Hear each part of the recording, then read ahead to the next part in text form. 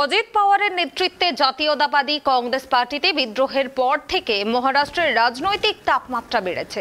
এদিকে বৃহস্পতিবার দিল্লিতে শরদ পাওয়ারের এনসিপির জাতীয় কার্যনির্বাহী বৈঠক অনুষ্ঠিত হয়।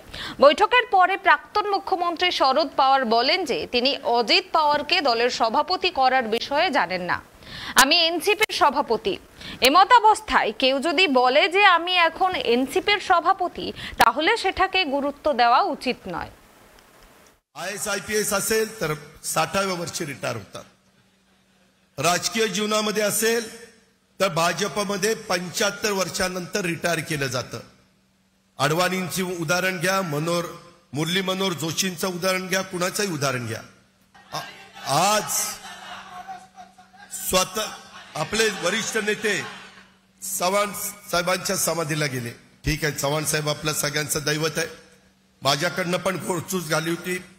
मी एक दिवस सकाळी 7 ते संध्याकाळी 8 पर्यंत तिथं न पाणी पिता न काही करता बसलेलो होतो। मला ते खूप मनाला लागलं होतं। परंतु मित्रांनो, काळ आता जर वय जास्त झालं, 82 झालं, 83 झालं, तुम्ही कधी थांबणार आहात का नाही? तुम्ही आशीर्वाद द्या ना।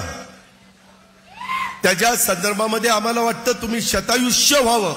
अजीत पवार ने आप पर पर्सनल अटैक करके आपकी उम्र पर सवाल उठाया है।